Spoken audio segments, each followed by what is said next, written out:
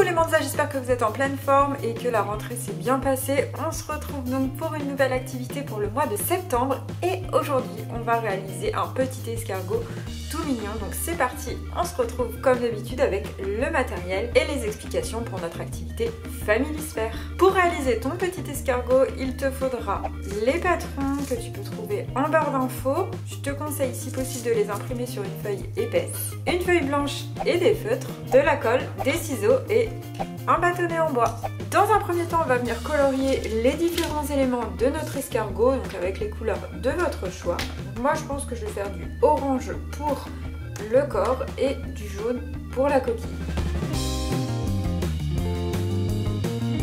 Si tu le souhaites, tu peux venir décorer ta coquille en faisant des petits points ou des motifs de ton choix. Tu peux le faire aussi au niveau du corps. Et ensuite, on va tout simplement venir découper les différents éléments. Avant de venir assembler tous les éléments, on va réaliser un décor sur une feuille blanche. Donc pour ça, je vais prendre mes feuilles de couleur. Je vais d'abord faire de l'herbe.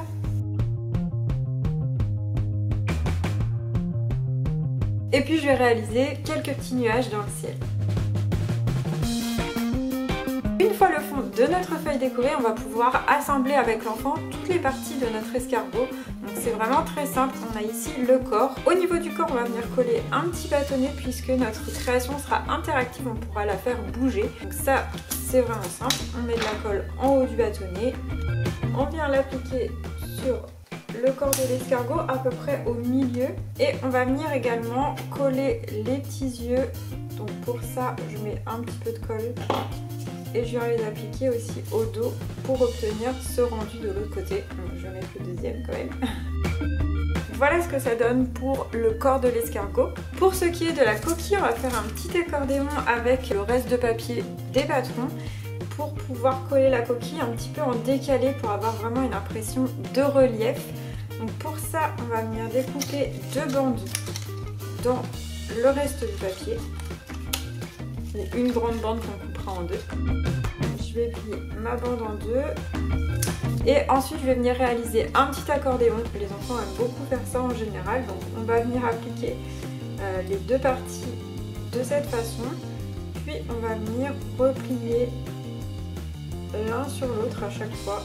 Une fois vers le haut, une fois vers le bas, une fois vers la gauche, une fois vers la droite.